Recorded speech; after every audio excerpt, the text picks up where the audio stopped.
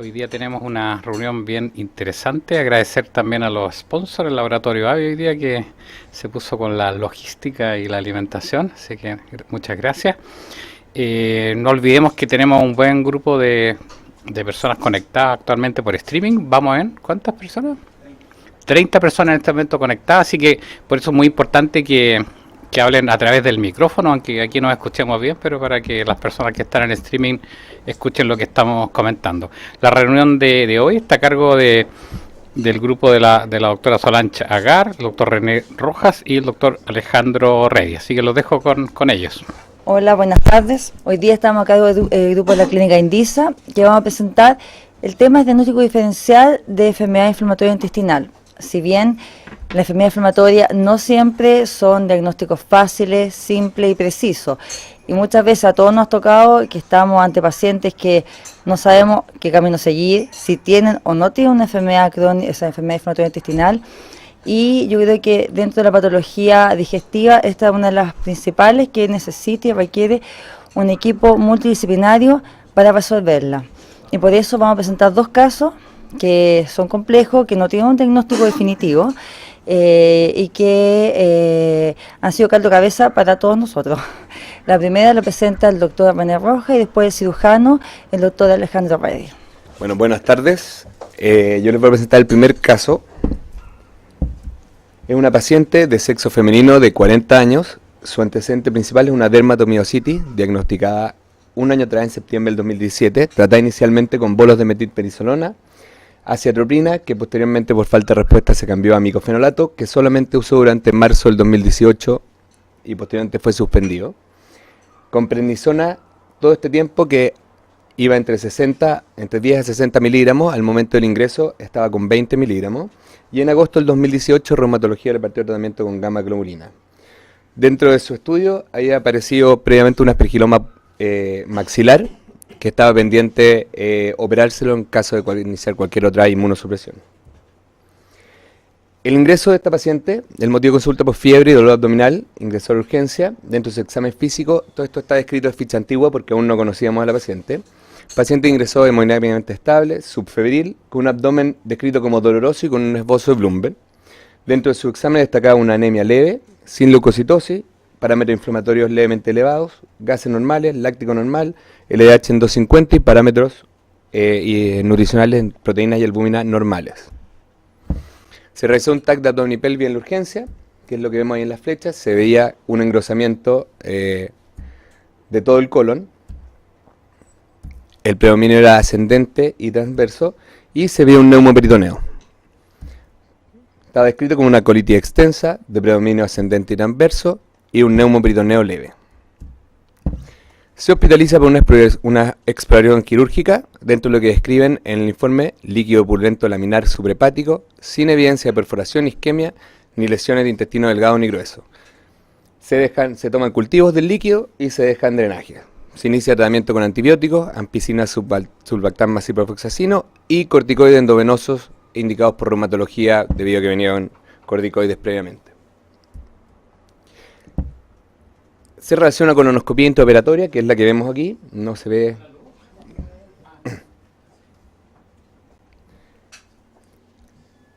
Sin preparación, que llegó hasta el colon transverso. Se puede ver que está escrito con... Al revés.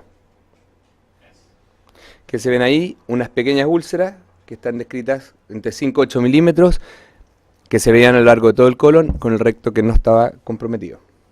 No se tomaron biopsias en esa colonoscopia. La paciente evolucionó de forma favorable, los parámetros inflamatorios en descenso, los cultivos finalmente del líquido acítico salieron positivos, por lo que se fue ajustando la terapia antibiótica según estos. Panel gastrointestinal en que se tomaron varios negativos y se realizó un TAC de abdomen y pelvis de control que está escrito con un neumoperitoneo sin cambio, regresión del proceso pancolónico y de los cambios inflamatorios en la grasa mesentérica. Por lo tanto, después de 26 días de hospitalización, se decide dar de alta a la paciente. Aquí es el minuto donde nosotros conocimos a la paciente, a las 24, y por eso lo marcamos como día 0, para ir contando el tiempo. Aquí a las 24 horas de su alta reingresa la paciente, con motivo de consulta de fiebre y dolor abdominal intenso. Ingresa febril, con 38,5, taquicárdica, un abdomen doloroso con resistencia muscular, y signos de irritación peritoneal. Sus exámenes en este entonces eran una anemia mayor que en la inicial, con leucocitosis, parámetros inflamatorios marcadamente elevados, gases lácticos normales y LH normal, y se notaba una marcada baja en las proteínas totales y en la albúmina con respecto a su ingreso previo. Paneles gastrointestinales tomados desde el inicio negativos. Se toma un escáner en el servicio de urgencia al momento del ingreso, que muestra engrosamiento de toda la extensión del colon, líquido libre, y se ve un neumoretroperitoneo, que no estaba descrito en la vez anterior, asociado a gas adyacente al colon sigmoide. La conclusión es una pancolitis con signo de irritación peritoneal, gas adyacente al colon sigmoide y un neumoretroperitoneo. La paciente se hospitaliza y sugerimos inmediatamente una reevaluación quirúrgica, pensando que la resolución era quirúrgica. Sin deshidratación, analgesia, corticoides endovenosos, los antibióticos ajustados por los cultivos previos del primer líquido acítico, y ante los cirujanos desestimar cualquier cirugía inmediata, decidimos hacer una colonoscopía corta para tomar biopsia de cualquier tema infeccioso de algún diagnóstico. Y esta fue la que hicimos. Se puede ver, es una colonoscopia solamente izquierda hasta el sigmoide, que muestra úlceras profundas, tanto longitudinales como transversales, profundas con fibrina, y el recto respetado, y se toman biopsias, varias muestras para biopsias. Entonces, en este minuto, ¿cuál es el diagnóstico que nosotros nos planteamos como equipo? Una pancolitis ulcerada perforada con una peritonitis secundaria. Y aquí fue donde dijimos, ¿qué es lo que hacemos con esta paciente? Estudiar primero, de todos los lugares que pudiéramos, y presentarle al equipo, tanto el equipo de gastroenterólogos como multidisciplinario. ¿Qué nos planteamos? Que podría ser algo infeccioso, pensando en una paciente inmunosuprimida, una tuberculosis intestinal, un citomegalovirus u otras infecciones. Enfermedades inflamatorias, que esto fuera una colitis de Crohn, más probablemente, que fueron de origen vascular, que fue una colitis isquémica o algún otro tipo de vasculitis como una enfermedad de Behçet, si bien no son las manifestaciones más clásicas y las voy a revisar después. Que fuera asociado a fármacos, pensando en una hospitalización tan prolongada que hubiera habido gran uso de AINES previo, y no fue así. Se tomaron las precauciones como había compromiso gastrointestinal de no usar mucho AINES, sino que fue principalmente paracetamol y otros.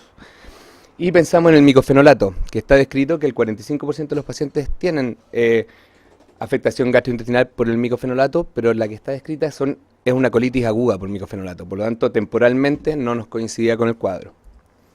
Y otros, el linfoma de colon, que siempre puede ser un diagnóstico diferencial en estos casos. ¿A quién recurrir en este punto? Pensamos en la anatomía patológica. Y este es informe de nuestra primera biopsia, que lo que da fragmentos de intestino delgado con focos de erosión y ulceración, focos de necrosis focal, microfocos hemorrágicos y signos de actividad inflamatoria. Como conclusión, o lo que conversamos con el patólogo, es que lo que sale abajo, que parece una colitis crónica palceral, que lo más probable es que pareciera isquémica, pero además muestra alteraciones crónicas como acortamiento, desorden y tortuosidad de las criptas, que no se puede descartar una enfermedad inflamatoria intestinal. Lo que no nos ayudó mucho en eso, pero sí, en la parte de la hematoxinina y las tinciones que se hicieron para hongo y silnicen fueron negativas, tanto como la inmunohistoquímica para el citomegalovirus. Por lo tanto, los infecciosos lo alejó un poco del diagnóstico. Entonces ahora, de forma un poquito más interactiva, ¿qué hacemos o qué es lo que nos planteamos nosotros? Primera alternativa, observar la paciente y seguir con los antibióticos, corticoides y el manejo nutricional y de soporte. Ajustar la terapia inmunosupresora, siendo que era bastante cuestionable si pensamos que tiene una peritonitis, o una resolución quirúrgica. No sé si hay alguna opinión.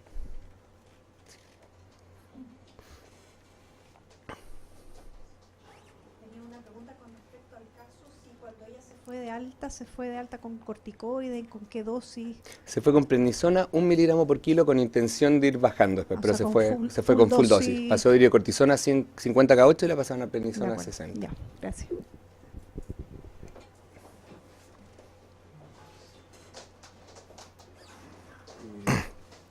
Entendiendo mi sesgo natural a la alternativa C, yo necesito saber por qué estamos discutiendo a esta altura una paciente que tiene neumoperitoneo, neumorretroperitoneo, que llega con un abdomen estable y estamos conversando sobre esto. No sé, Alejandro, no sé si la viste en su momento, cómo le hicieron una colonoscopia a una paciente perforada. No, yo no la vi, conocí el caso ahora, pero estoy de acuerdo contigo. O sea, más encima la rehospitalización es con un empeoramiento clínico evidente. Creo que la indicación era una colectomía total en ese momento. O sea, creo que probablemente no había muchas dudas y estaríamos todos de acuerdo si se hubiese planteado. Pero para los que estuvieron ahí probablemente en su momento, ¿por qué no se tomó esa... o sea, ¿qué medió entre una decisión que sonaba... que suena bastante suena lo más lógico para nosotros también como equipo, fue lo más lógico inicial y se lo planteamos a los cirujanos. Y por los hallazgos de la primera colonoscopia, que ahí se veía también el neumoperitoneo, que a pesar del neumoperitoneo no habían encontrado nada, habían pensado que en este momento no iban a encontrar nada y que era de manejo médico. Incluso después de esto fue a reunión de cirugía la paciente y igual no les pareció que era quirúrgico. Por lo tanto, por eso seguimos este manejo que finalmente igual es lo que da después es bastante sorpresivo, porque la evolución inicial todo hubiera sido esa. El tema es que bajo el primer tratamiento se fue de alta con corticoides en alta dosis e ingresa en 24 horas empeorada, tanto por imágenes, que hay más neumoperitoneo, más neumorretroperitoneo. La extensión de la inflamación del colon se ha extendido hasta el sigmoide, por lo tanto hay una progresión de enfermedad bajo tratamiento y claro, en el fondo uno puede hacer mucho juego de diagnósticos diferenciales y claro, no es muy claro de qué se trata, pero yo creo que en ese sentido yo coincido con Felipe y con Alejandro. En el fondo nosotros somos un poquito más simplemente estructurados y digamos, hay que ver cuáles son las consecuencias en la conducta para el paciente. Tengo una paciente que está perforada, sea por la razón que sea, que está con una peritonitis, que está con antibióticos hasta el techo, que está con corticoides hasta el techo y no mejora. Entonces yo creo que la solución en ese momento, aunque no, claro, después de 20 y tantos días nos dan muchas ganas de volver a entrar porque va a ser difícil, pero yo creo que en el momento parecía a mí por lo menos lo más razonable tratar de resolverlo, quizás con la biopsia quirúrgica, después ex post entender de qué se trata para un tratamiento futuro, prevención, bla, bla, bla, pero en ese momento no veo mucho espacio, por lo menos bajo mi punto de vista, de seguir tratando medicamentos. Estamos de acuerdo en ese punto, de ahí fue cuando nosotros la conocimos, se lo planteamos así al cirujano que estaba de turno y le presentamos a la paciente y dijo sí, que él ya la había conocido antes, entonces dada que la paciente estaba en malas condiciones, que antes había andado bien, dijo dejémosle espacio 24, 48 horas, tratamiento antibiótico, ver cómo anda, y la presentó a su equipo quirúrgico. Y todo el equipo quirúrgico dijo, esperemos. Entonces, y ahí está la paciente.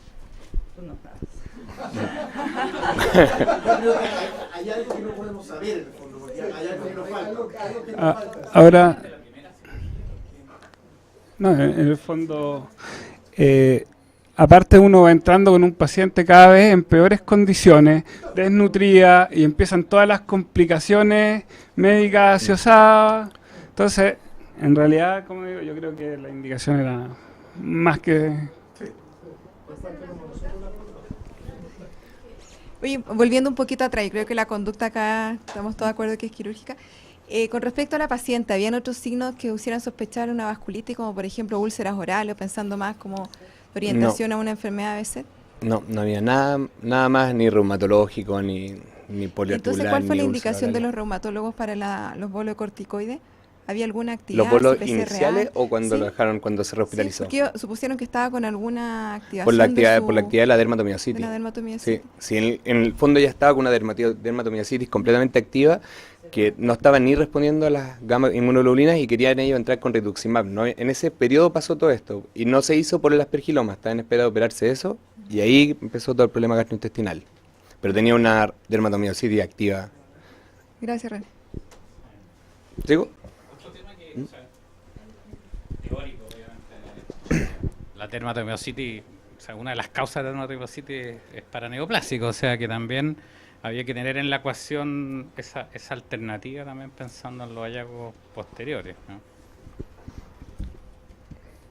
Bueno, como lo que discutimos recién, la resolución no fue quirúrgica, no se logró la resolución quirúrgica, que fue observación finalmente por todo el equipo multidisciplinario. pensando en que se iba a operar igual, nosotros hicimos optimización nutricional, con nutrición combinada, mantuvimos los antibióticos y los corticoides, y sorpresivamente la evolución de la paciente fue completamente favorable, desapareció el dolor abdominal, empezó a comer, tránsito conservado, bajaron los parámetros inflamatorios, pasaron ya varios días, y decidimos prepararla por una colonoscopia, y hacer una colonoscopia bien preparada. Es una paciente, o sea, lo que mostraba en la imagen de la colonoscopia es totalmente distinto a lo que uno ve en la paciente, una paciente casi asintomática.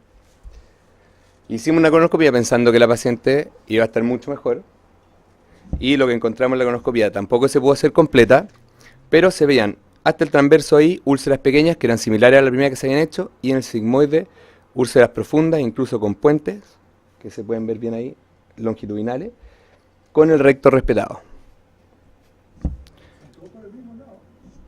¿Ah? A veces está todo en la misma parte de la circunferencia del lumen, están las úlceras, como alineadas, Sí. y todo el resto se ve bien. Están mal alineados, pero si uno aquí en la parte que es el transverso también tenía úlceras, mucho más pequeñas, pero sí estaban ahí hay una úlcera, ahí hay úlceras, y en el recto nada. ¿Mm?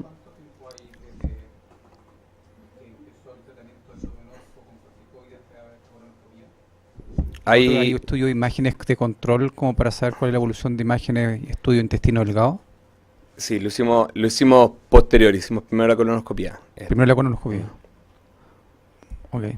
Entonces, finalmente nosotros planteamos como que un cuadro que está progresando, si bien el paciente no era compatible, o sea, como con las condiciones del paciente no eran como sus exámenes y la colonoscopia, entonces nos planteamos qué hacer ahora. La seguimos observando, ajustamos algo de inmunosupresión, o finalmente seguimos insistiendo en una resolución quirúrgica del cuadro.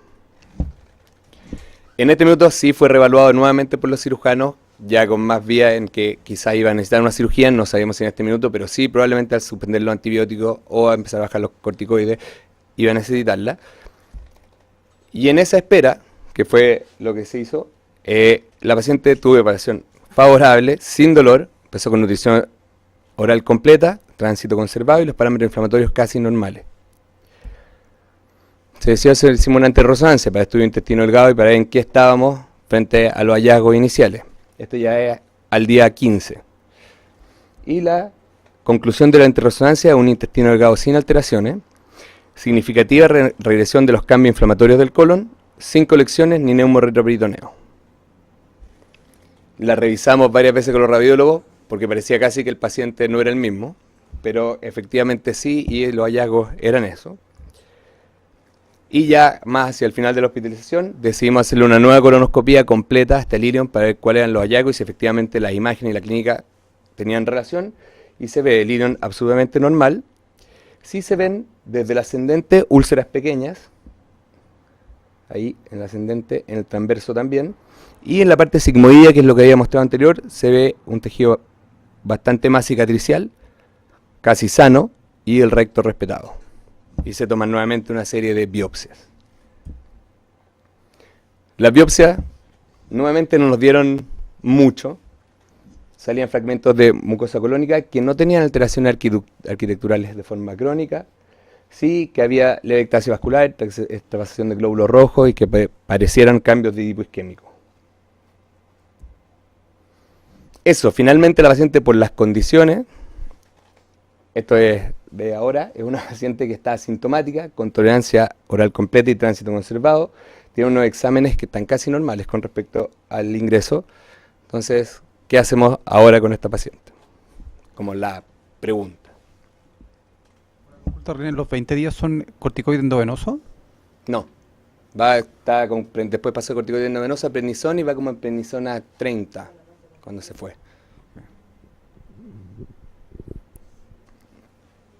Eso. Tengo una enfermedad inflamatoria. ¿Mm? Yo no creo que tenga una enfermedad inflamatoria. Las úlceras no son compatibles. No me parecen a mí las biopsias, esas alteraciones iniciales que mostraste, no se confirman posteriormente en cuanto a criterios de cronicidad. Criterios de cronicidad que son bastante sutiles en la primera colonoscopia. Mi impresión es que esto es más de origen vascular. Esa es mi impresión. Sí, también por la ubicación y la forma de la úlcera, en el fondo, para enfermedad inflamatoria uno esperaría más bien pensando en un Crohn, digamos, úlceras más bien longitudinales, y esas son más transversales, están todos alineados como miga de pan a lo largo, digamos, de siempre la misma cara de la luz intestinal. Y eso podría ser más compatible con un compromiso vascular en el borde antimesentérico del colon, donde hay de por sí la perfusión más marginal, digamos, y que quizás los corticoides contribuyeron a mejorar algún grado de vasculitis, que con eso después mejoró la perfusión y se logró recuperar el tejido, pero a mí tampoco me parece que sea un Crohn, como que hay muchas cosas que no calzan.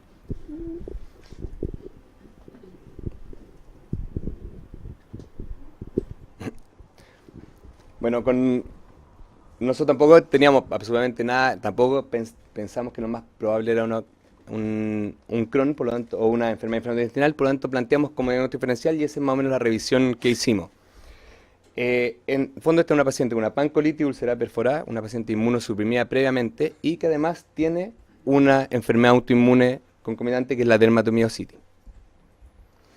¿Qué planteamos dentro de esto? No es solamente la paciente, como primero lo infeccioso, que fue descartado inicialmente, tanto la enfermedad inflamatoria, la parte vascular, como bastante probable, la colitis isquémica, la vasculitis como el beseto, otras vasculitis, lo de los fármacos, que lo hablé previamente, y otras como la colitis actínica, que no estaba en el antecedente, un linfoma de colon, que en general tiene varias manifestaciones y en un paciente inmunosuprimido y con una dermatomiositis también era planteable, y la colitis neutropénica, que voy a hablar en detalle.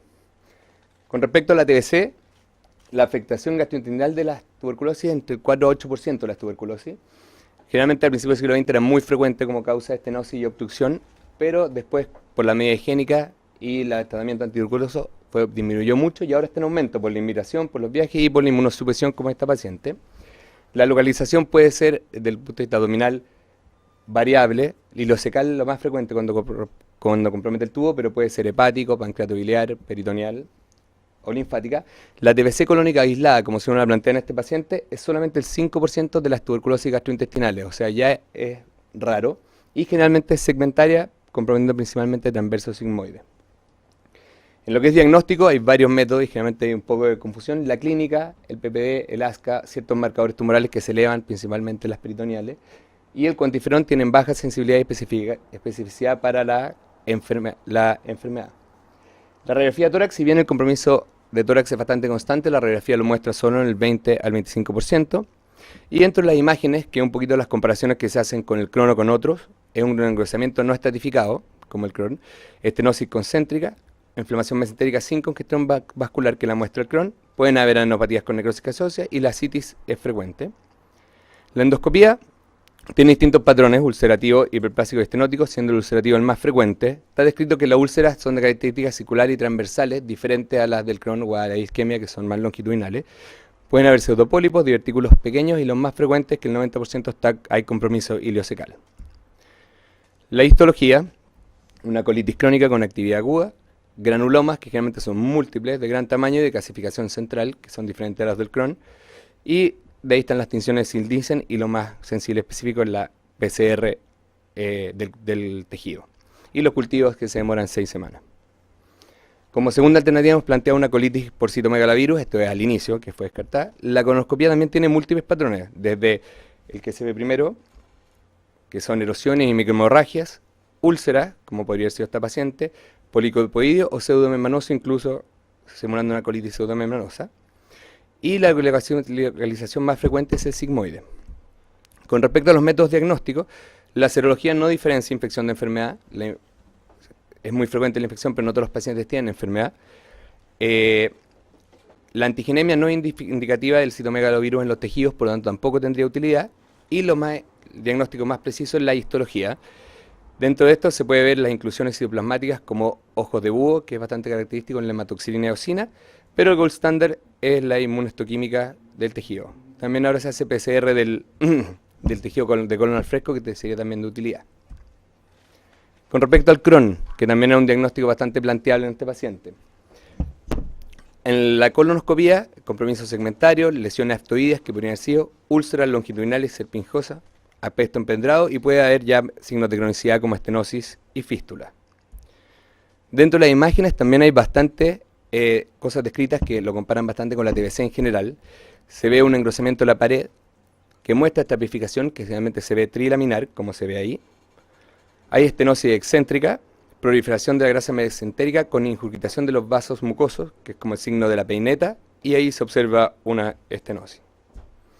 Y en la histología, colitis crónica con infiltración de plasmocitos y linfocitos, alteraciones arquitecturales de las criptas, que son bastante características que nuestra paciente no tenía ninguna en las segundas biopsias. Es discontinuo, con afectación transmural, y los granulomas no clasificantes solamente se ven en el 30-40% de los casos. Ahora la colitis isquémica, que también es el otro diagnóstico principal que planteamos. Se debe a un déficit transitorio persistente en la circulación colónica, va desde una colopatía reversible como casos más leves hasta una colitis gangrenosa fulminante.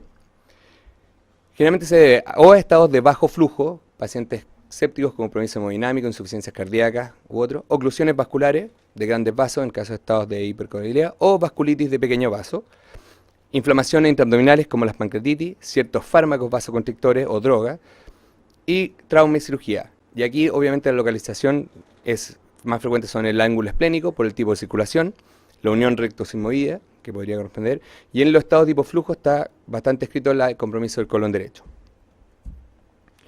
El laboratorio depende de la severidad, en los casos más leves puede estar absolutamente normal y después se van comprometiendo y puede haber acidosis metabólica, elevación del LDH, parámetros inflamatorios elevados. La colonoscopía generalmente es segmentaria, muestra generalmente los lugares más afectados. Los nódulos violáceos están descritos como bastante característicos. Eritema y erosiones, esto que yo creo que es lo que se refería el doctor, que son las erosiones longitudinales.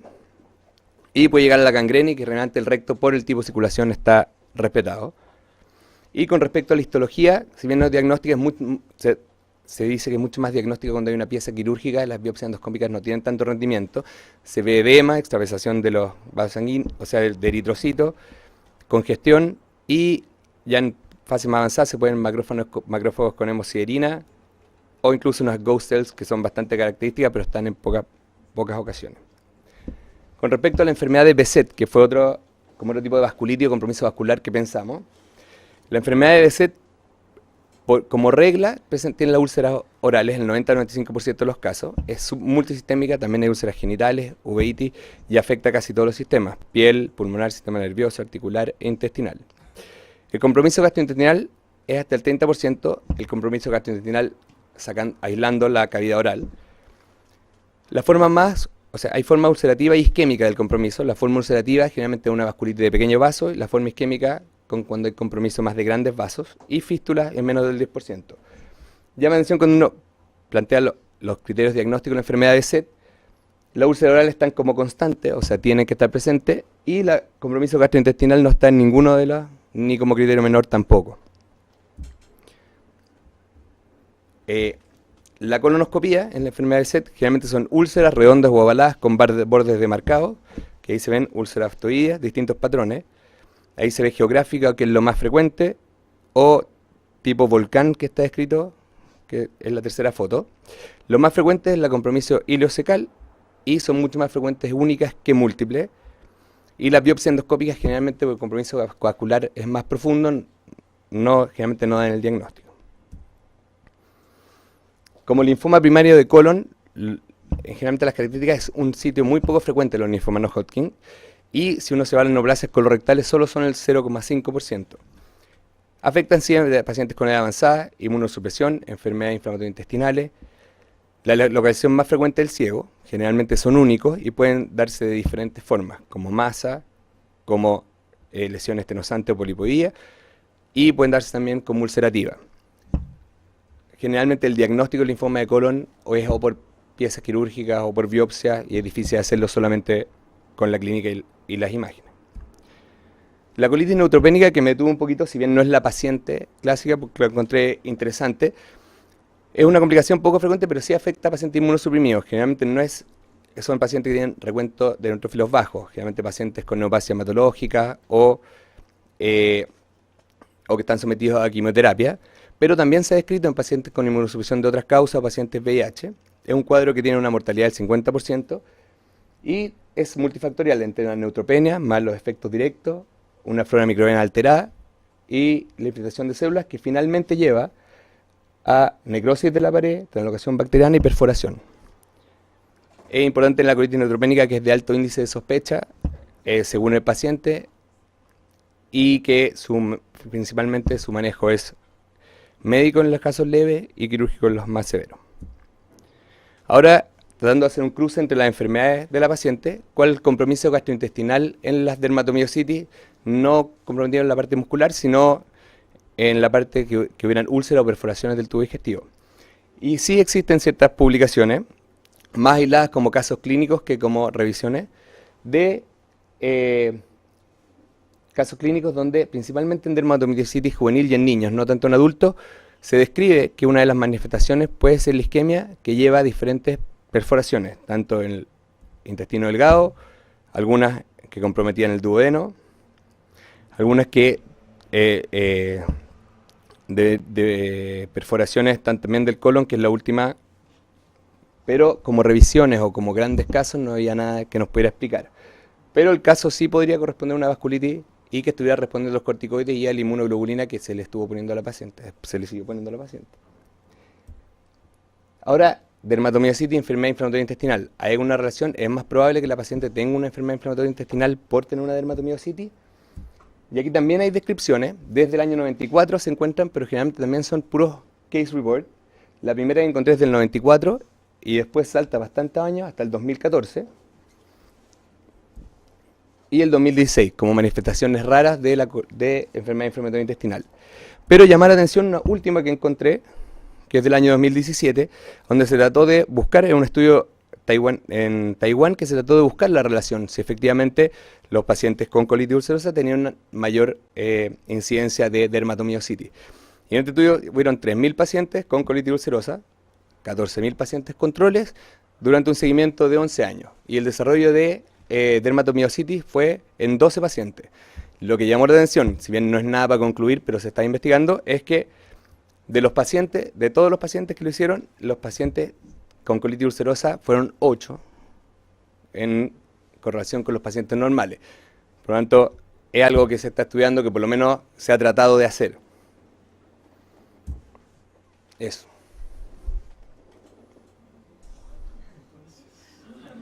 Entonces.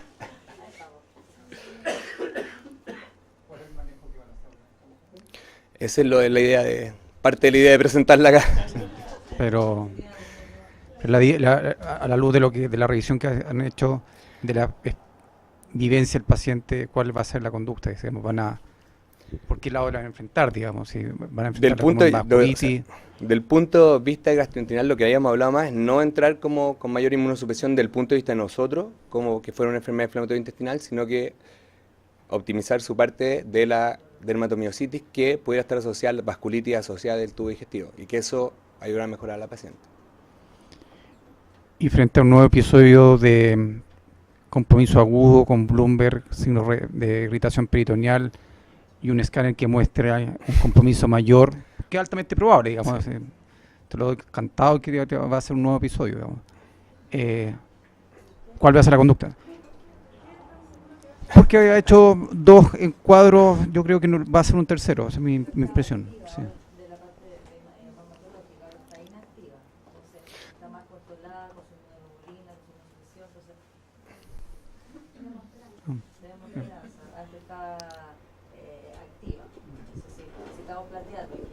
Pensamos que está asociada a una alteración reumatológica y que porque estaba activa, esto fue secundario, deberían dar mejor, deberían.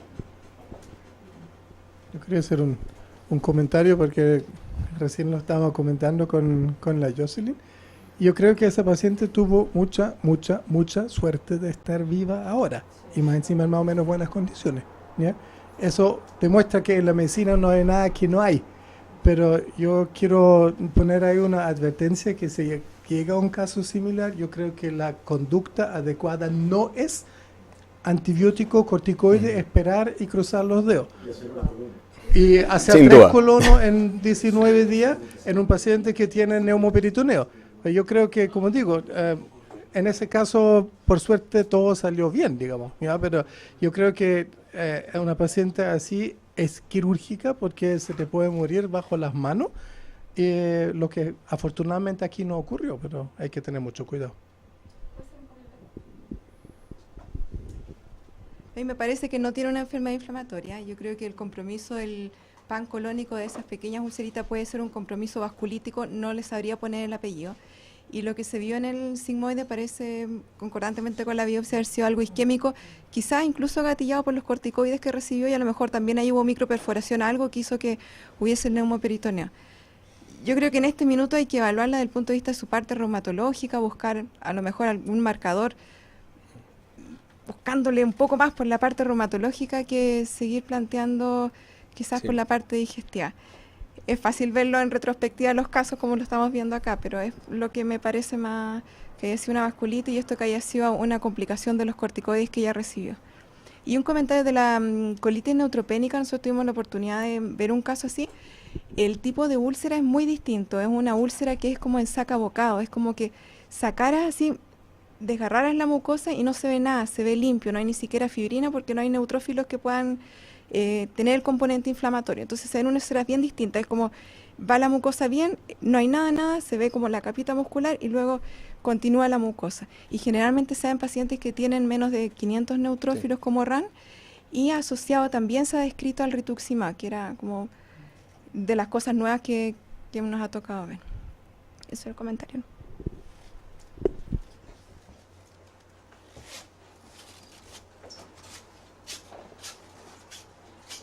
Una pregunta, René, respecto a la inmunosupresión, porque tiene un aspergiloma, ¿ya? Entonces el riesgo de que haya una actividad del aspergillus... Estuvo con voriconazol un tiempo, por infectología, después suspendió por todo lo que pasó, y la idea ahora sería operarla. O sea, el primero solucionar eso antes de pensar en cualquier progresión de la inmunosupresión. Si bien cuando pasó esto estaba en eso, estaba en control por otorrino, estaba bien para operarla.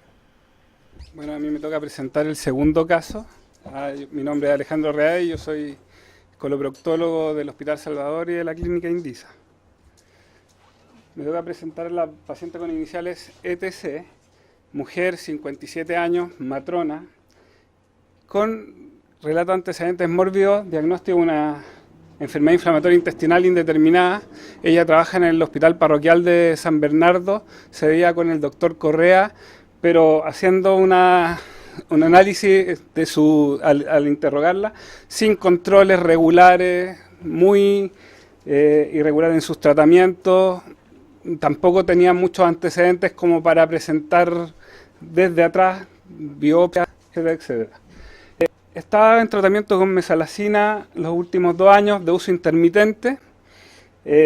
Había presentado más o menos 3 hospitalizaciones en estos últimos 10 años, una crisis cada 2 años. Tenía antecedentes quirúrgicos de apendicectomía, histerectomía y tenía un hábito tabáquico no detenido. Consultó en el servicio de urgencia de Clínica Indisa por un dolor abdominal de mi abdomen inferior, 8 de 10, 4 meses de evolución, una baja de peso de 11 kilos, deposiciones mucosas, sin sangrado, sin fiebre. Había tenido entre septiembre y octubre otras consultas intermitentes en el parroquial de San Bernardo. Tenía un TAC de esa época que mostraba una pancolitis y diverticulitis sigmoidea, siempre tratada con antibióticos, ciprofloxacino, metronidazol. Al ingreso, sus exámenes mostraban un perfil hepático normal, una CREA normal, una PCR de 12, una anemia leve, sin leucocitosis, y traía dentro de los exámenes que se había realizado recientemente una calprotectina mayor a 600 y una PCR para Clostridium negativa. Se hizo un escáner que mostraba cambios inflamatorios del ilion distal y polo secal. En el contexto de paciente podría corresponder a una enfermedad inflamatoria intestinal reagudizada. Destaca la presencia de neumatosis en el polo secal, sin identificar signos de complicación actual. Y una diverticulosis colónica no complicada. Bueno, esta es la imagen. No tengo puntero como para marcar, pero claramente todo el hemicolon derecho inflamado, algunos en la imagen, no puse la imagen de la neumatosis, pero tenía neumatosis en el polo secal, pero no tenía signos de perforación, no había líquido libre. Así que, revisando sus antecedentes, encontramos un examen realizado en la clínica el año 2016 que mostraba un compromiso inflamatorio transmural del ilion distal, ciego y colon ascendente que podría estar dado por la enfermedad de Crohn. Y justamente coincidía más o menos con el mismo segmento que está inflamado en la actualidad.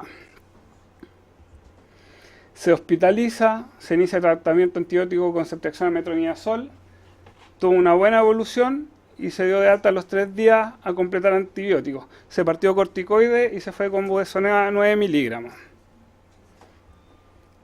Evolución post-alta, sin dolor, sin diarrea, sin fiebre.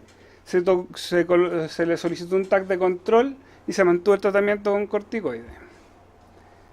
Consulta nuevamente el día 17 por un dolor abdominal de 4 días de evolución en hipocondrio derecho, 13.000 blanco, PCR de 140, trae una calprotectina de 69. Se realiza una enteroclisis por TAC que muestra un gran compromiso inflamatorio de ilion distal, colon ascendente, mayor que en la imagen previa. Se hospitaliza para tratamiento quirúrgico, tratamiento antibiótico y evaluar en conjunto con cirugía.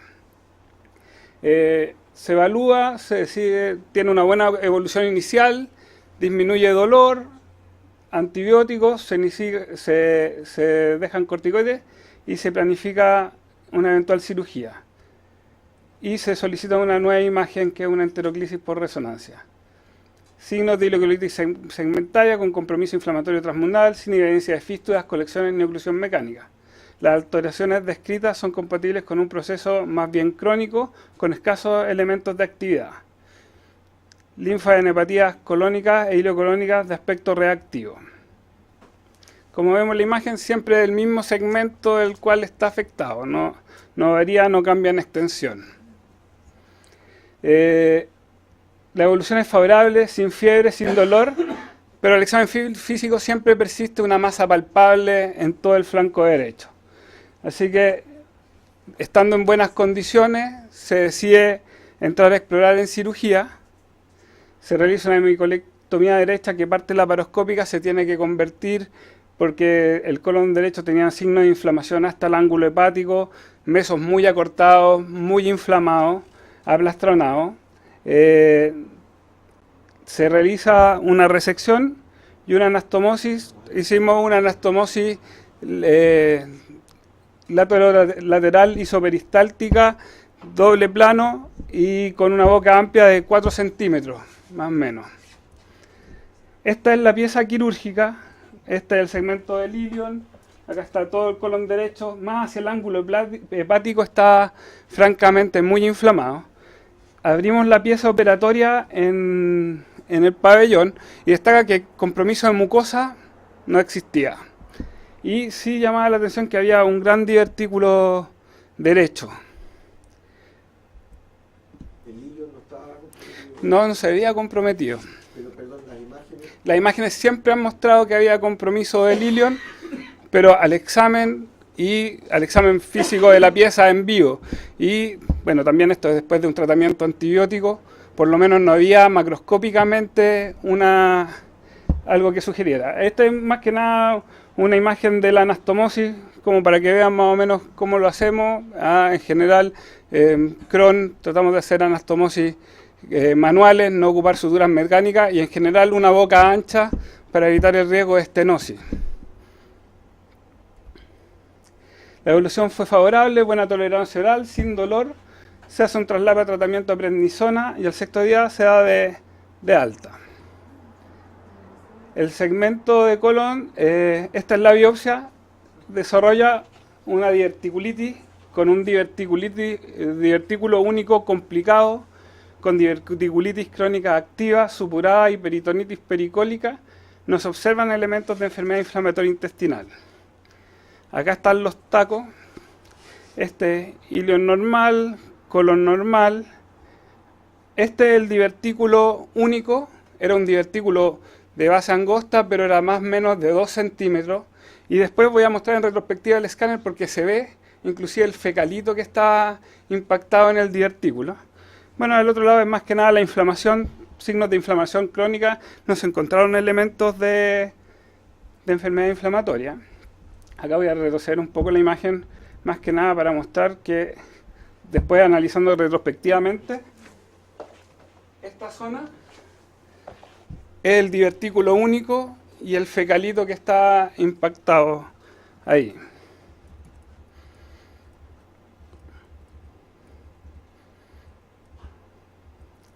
Ahora, la discusión.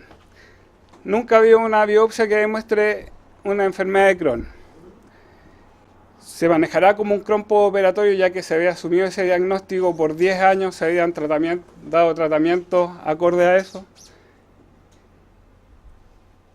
Acá, revisando un poco, factores de riesgo. Tabáquica. Ese es el factor de riesgo principal. Y en ese contexto, ¿cómo seguimos? ¿En qué contexto le hablamos a esta paciente? Es que yo creo que me perdí un poquito en la historia porque lo que entendí es que tenían diagnóstico de colitis indeterminada y que se estaba tratando con mesalazina. Y de repente hace este cuadro clínico que es distinto y las imágenes empujan todo hacia Crohn, pero no sé qué esfuerzo se hizo para confirmar adicionalmente que esto pudiera tener o no relación con la enfermedad de Crohn. ¿Tuvo colonoscopía en algún minuto, biopsia, algo de eso? Mira, efectivamente ella llegaba, soy paciente del doctor Correa, el doctor me dijo que si bien las biopsias no están, es un Crohn. Esa es como se presentaba ella en todas sus evaluaciones.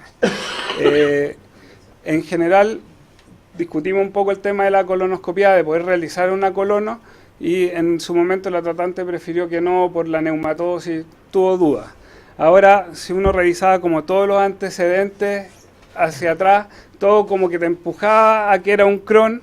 Era una paciente que estaba desde septiembre con clínica, con baja de peso, con antibiótico en forma permanente. Se suspendía el antibiótico y a los 3-4 días comenzaba de nuevo con dolor. Y en ese contexto se evaluó en forma, digamos, consensuada con el equipo médico y se decidió obtener una biopsia quirúrgica de esta paciente. De acuerdo, porque entre medio de esa evolución se decide usar budesonida como tratamiento de este compromiso inflamatorio que sería, en ese minuto se pensaba que era por Crohn. Claro, ahí también yo creo que una observación en relación a que si uno de verdad cree que es Crohn, en ese contexto y con ese nivel de inflamación, la budesonida tiene mucho menos efecto antiinflamatorio que corticoides habituales, pensando en que si uno de verdad pensaba que esto era Crohn, uno habría probablemente sido más agresivo para el tratamiento, o con corticoides endovenoso y prednisona oral. Eso. Ahora, si fue esto secundario en los divertículos, por suerte no se hizo, digamos, pero tratando de seguir como una línea de pensamiento. Y entonces entiendo que finalmente la indicación quirúrgica fue más que nada para acotar el diagnóstico, no fue por evolución clínica. Persistencia clínica, es una paciente que ya llevaba 3 hospitalizaciones en 4 meses y solamente tuvo periodos asintomáticos mientras estuvo con tratamiento antibiótico. Nunca estuvo un periodo como para poder hacer un estudio un poco más diferido, porque se cortaba el tratamiento antibiótico 3-4 días, nuevamente reingresaba o se manejaba con antibióticos. En general, en ninguno de los informes que tuve acceso para revisar, nunca se sospechó una diverticulitis. Aún estando el divertículo único, nunca se sugirió, solamente se decía una pandiverticulitis porque tiene diverticulitis sigmoidea y diverticulitis en colon derecho, pero nunca una diverticulosis. Sí, nosotros la conocimos en la segunda hospitalización. En la primera hospitalización ya venía con un tratamiento que estaba de antes, de su médico tratante, venía con budesonida. Se hospitalizó la primera vez y el equipo de gastro no la conocimos. La trató su médico tratante y se fue de alta. Y en la segunda crisis, ahí ya estaba en regulares condiciones, empezamos con corticoides, estaba con corticoides a prednisona y después se cambió a hidrocortisona, ¿ya? Y ahí la conocimos nosotros y está la paciente activa, con dolor, esbozo de Bloomberg. Ahí fue cuando se la presentamos a los cirujanos. O sea, nosotros la médico tratante masa palpable, entonces ahí fue que la conocimos. La mala evolución, sí. Y en su momento también se planteó colonoscopia, pero como estaba mala evolución, con la masa palpable, la segunda hospitalización, este scan, esta resonancia que decía que tenía este plastrón, que estaba inflamada, entonces ahí se decidió la cirugía. Sí, dos comentarios. Uno que, claro, sin duda que son cuadros difíciles. Un paciente que no responde a una terapia, en la mayoría de los algoritmos uno plantea escalar en la terapia, pero generalmente lo que uno recomienda antes de escalar es reevaluar diagnóstico. Entonces, claro, en esta paciente clínicamente parece que no había posibilidades de reevaluar, les parecía que era de riesgo, pero tampoco teníamos confirmado el diagnóstico, entonces eso hace lo complejo.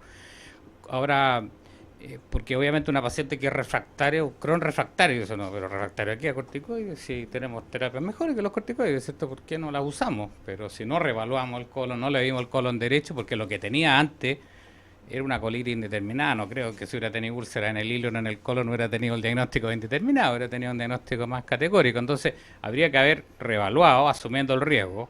O ahí me parece que la cirugía siempre es una excelente alternativa cuando no tenemos un diagnóstico claro y el paciente anda mal. Prueba de ello el primer caso. No es claramente un Crohn, el paciente está grave, no vamos a esperar a que se estabilice para operarlo. Yo ahí doy el paso y el cirujano después con la pieza operatoria hacemos diagnóstico o seguimos en la duda como en el caso que no siempre todo es tan claro. Pero la cirugía es una excelente herramienta cuando no tenemos un diagnóstico claro. Cada día estamos viendo más pacientes con enfermedad inflamatoria y uno de los riesgos de esto que estamos viviendo ahora es que le empecemos a ver a todo cara de Crohn y nos metamos en problemas por uso de inmunosupresores en pacientes que tienen otro diagnóstico. Entonces me parece súper bueno este caso que revisar las imágenes, y radiólogo, muéstrame dónde está el hilo en el colon, está el divertículo de acá atrás, se veía esa cuestión. No sé si explicaba el cuadro, te fijas, ustedes estaban ahí, pero el trabajar en equipo, implicar a un radiólogo en el grupo, tener un cirujano que ojalá veamos a hartos pacientes con él, pero o sea, cuando las cosas no calzan y el paciente hay deterioro, al revés que en el primer caso, no esperar estabilizarlo, desfocarlo y ahí se va a poder estabilizar. No siempre resulta la cosa como en el primer caso, entonces eso de mejorémoslo para poderlo operar es un poquito riesgoso. En realidad a mí me tocó revisar varias veces las imágenes con los radiólogos y nunca se planteó un diagnóstico diferente a un Crohn, sobre todo teniendo las imágenes entre comillas de antes que ya mostraban el mismo compromiso en la misma zona.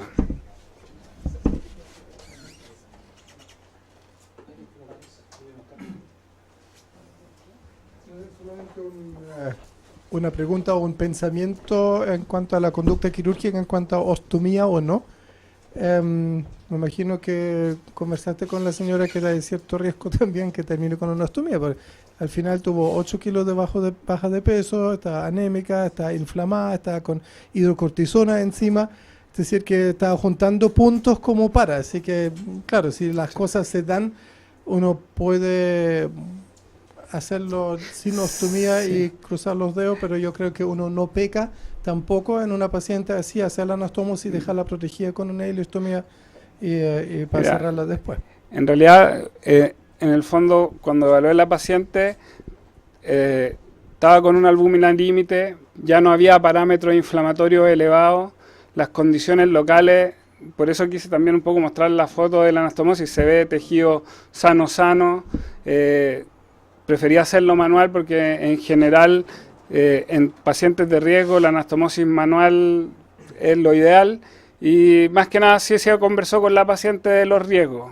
A ella tampoco en todo este contexto de mal manejo no tiene conciencia de enfermedad y una ostomía no era como una opción válida para ella. Ahora la decisión es médica. Siempre. Entonces yo le planteé que según como encontrara las condiciones iba a tratar de hacer la anastomosis, eventualmente se podía quedar con una ileostomía. Lo otro importante es considerar que el paciente, vamos a suponer que tiene una enfermedad inflamatoria, porque eso es lo que dice la paciente en relación a las evaluaciones de Ismael Correa. Vamos a suponer que las imágenes eran de una posible enfermedad de Crohn.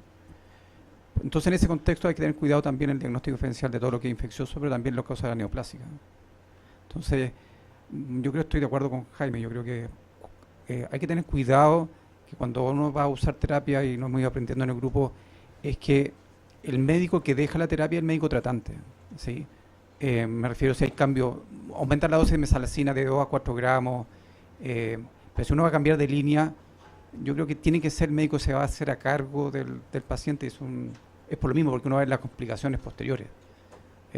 Independiente de que venga de la católica, que venga de la clínica Las Condes, de la alemana, etcétera. Yo creo que lo mismo que las colonoscopías, hemos ido aprendiendo que aunque vengan en segunda opinión, la paciente requiere una colonoscopía, que se la haga el médico que le va a dejar indicaciones, porque lamentablemente a veces son 4 fotos, las biopsias, hemos visto que las biopsias no son homogéneas, las colonoscopías no son homogéneas y los exámenes radiológicos no son homogéneos. Entonces yo creo que es un aprendizaje que uno va viendo a la medida que va viendo casos tan complejos como este. O sea, tener cuidado en ese sentido, la posibilidad de que el diagnóstico diferencial acá se habla bastante. Y estoy de acuerdo con Jocelyn de que la budesonía en la primera hospitalización no tenía ninguna función, digamos. Eso más que nada es pérdida de tiempo, independiente que haya sido nefasto o no en el contexto del diagnóstico final. Pero en ese grado de inflamación, si estamos pensando en enfermedad de Crohn, usar corticoides y probablemente ni siquiera prednisona, hidrocortisona endovenoso, y ahí tomar una decisión.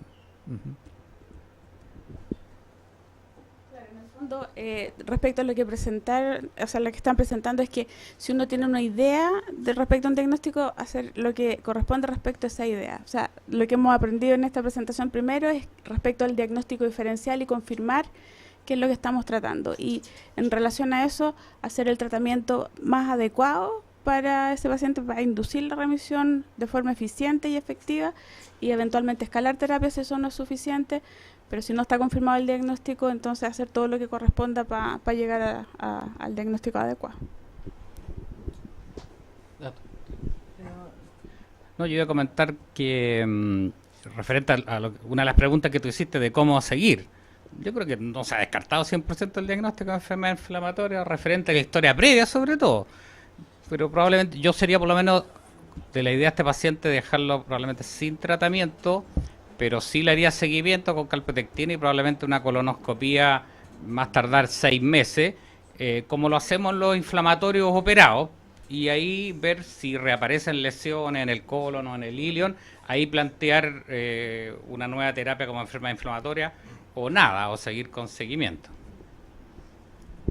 No, sí, la idea es presentar a estos 2 pacientes, porque en el fondo darse cuenta que hay diagnóstico diferencial y no todo paciente que tenga un dolor en fósila derecho, al lado derecho, y esté perforado y que enfermedad de Crohn, aunque venga con ese diagnóstico de afuera, en que en el fondo las dos que lo haya visto y las 2 primeras veces ni siquiera llegó a nosotros, porque ya venía con ese diagnóstico, lo vio internista, de alta y todo. Y la idea es que ahora estamos formando la unidad de enfermedad inflamatoria intestinal en la clínica, y tenemos un equipo multidisciplinario con cirujanos, gastroenterólogos, radiólogos, y no pase lo que pasó. Esa era como la forma de presentación, y que hay diagnóstico diferencial y que no todo es enfermedad inflamatoria intestinal.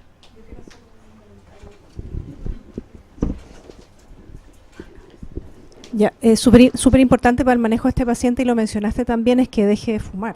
Independiente del diagnóstico final, sabemos que el tabaco, si esto es una enfermedad de Crohn, va a ir mal. En el fondo, poner todo el esfuerzo en eso, apoyo psicológico, pensando en un equipo multidisciplinario, tener ahí alguien que los apoye con eso, de poder que la paciente deje de fumar. Eso, que no nos olvidemos que es como parte del tratamiento de la enfermedad de Crohn.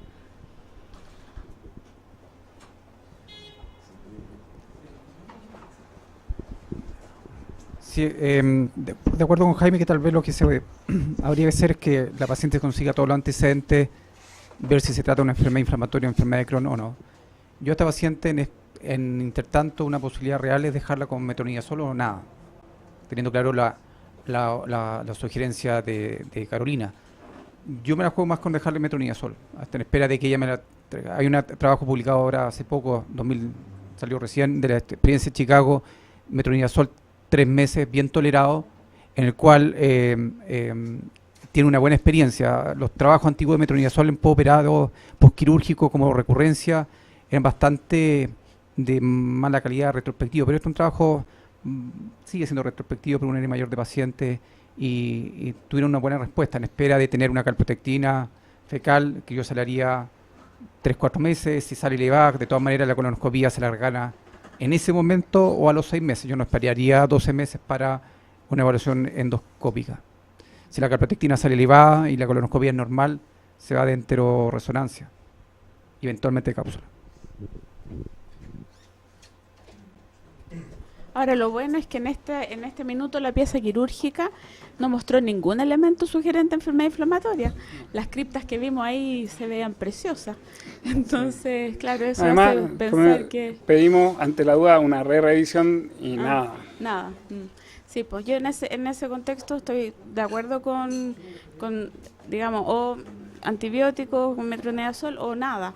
Y ser bien proactivos en el seguimiento con calprotectina probablemente a los 3 meses y como decía Rodrigo, colonoscopiarlo rápidamente si hay alguna alteración y actuar en relación a eso.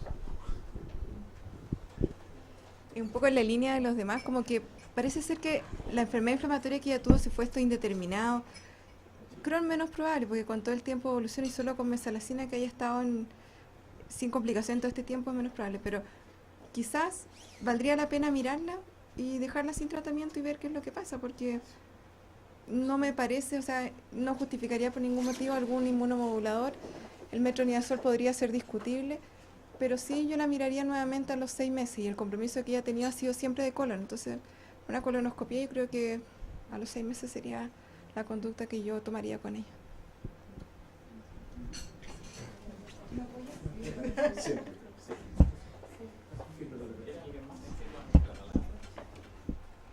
Y lo otro es la independiente dejan tratamiento, la colonoscopía, no olvidarse que yo le tomaría biopsia escalonada en frascos separados.